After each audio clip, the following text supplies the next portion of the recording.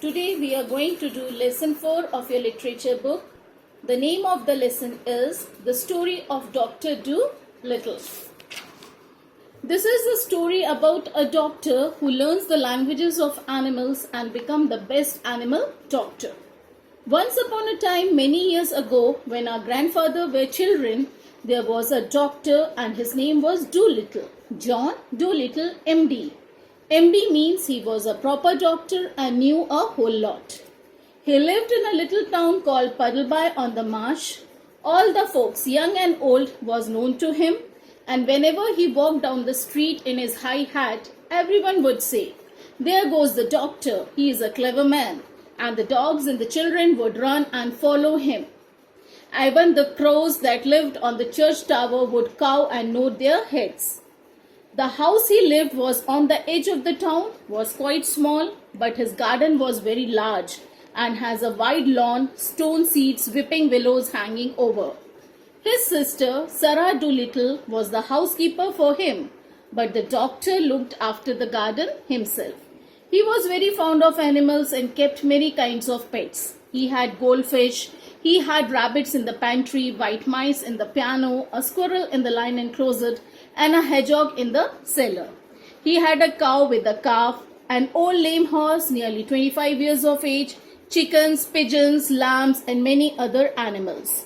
But his favorite pets were Dab Dab the duck, Zip the dog, Gub Gub the baby pig, Polynesia the parrot, and the owl Tutu. His sister used to grumble about this animal as they made the house untidy. And one day an old lady with rheumatism came to see the doctor sat on the hedgehog, who was sleeping on the sofa and never came to see him any more. Then his sister Sarah Dolittle came to him and said, "John, how could you expect sick people to come and see you when we keep all the animals in the house? Is it good for a doctor to have a parlor full of hedgehogs and mice?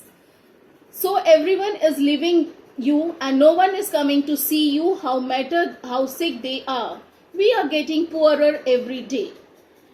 The doctor said, "But I like the animals better than the best people." "You are ridiculous," said his sister and walked out of the room. So as time went on, doctor got more and more animals and the people who came to see him got less and less. Till at last there was no one except the cat meat man who didn't mind any kind of animals.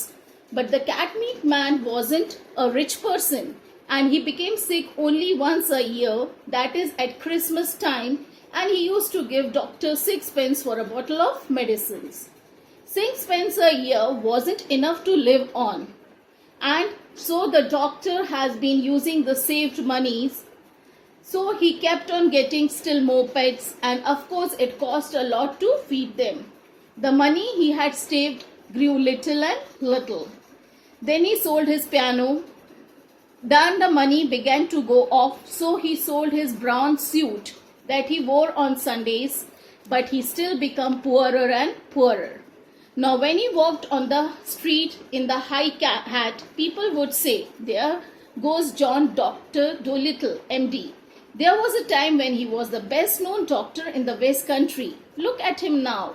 He hasn't any money and his stockings are full of holes." But the dogs and the cats and the children still ran and followed him as previous. It happened one day that the doctor was sitting in the kitchen talking with the cat meat man who had come to see him with a stomach ache. He suggested, "Why don't you give up being people's doctor and be an animal's doctor?" The parrot Polynesia was sitting on the window looking out at the rain, singing a sailor song. She stopped singing and started to listen. The cat meat man said, "You know all about animals much more than the vet does. The book you have written on cats, it's wonderful. I cannot read or write, but my wife, she is a scholar and she read your book and she told it was a wonderful. So why don't you think of doctoring animals? You see, I will send all the old women who had sick cats or dogs to you. And if it didn't get sick fast enough, I can put something in the meat. I can make them sick." The doctor said, "Oh no, that mustn't would be right." Oh, I didn't mean real sick, the cat meat man said. Just a little something to make them droopy light that I had a reference to. But as you say, it's not quite fair on the animals. But they will get sick anyway because the old women give them too much to eat. When the cat meat gone has the parrot flew to the on the window to the doctor's table and said, "That man has got some sense. You ought to be an animal doctor." "Oh, there are plenty of animal doctors," said John Dolittle, putting the flower pots outside the window. "Yes, they are plenty, but none of them are any good at all. Now listen, doctor, I will tell you something. Did you know animals can talk?" "I knew that parrots can talk." Parrots can talk in two languages, people language and the bird language. "Okay, you don't say that, the doctor. You never talked the way to me before." "What would have been the good," said Polynesia, dusting some cracker crumbs off her left wing. "You haven't have understood me if I had." "Tell me some more." The doctor was all excited. He rushed to the dresser drawer, came back with a butcher's book and a pencil. He said, "Don't go too fast and I will write it down. This is interesting, very interesting, something new. Give me the bird's ABC." So that was the way doctor came to know that animal had a language of their own and they could talk to another. All that afternoon, while it was raining, Polynesia sat on the kitchen table, giving him bird's word to put in the books. At the tea time, when he said, "Look," the dog came, Zip, and said the parrot, "See, he is talking to you." Looked to me as though he was scratching his ear. "But animals don't always speak with their mouths," said the parrot with a high voice. "They talk with their ears, their feet, their tails, with everything. Sometimes they don't want to make a noise. Do you see now he is twitching up one side of his nose? Now what does that mean? That mean, can't you saw that it has stopped raining? He is asking you a questions. Dogs nearly always uses their toes for asking questions." After a while, with the parrot's help, the doctor got to learn the language of the animals so well that he could talk to themselves and understand everything they said.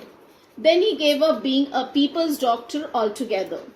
As soon as the cat meat man has told everyone that John Dolittle was going to be animal doctors, old lady began to bring their pet pugs and poodles who had eaten too much cake, and the farmers came many miles to show him sick cows and sheep. So this is a lovely story. I hope you have understood the story. Thank you.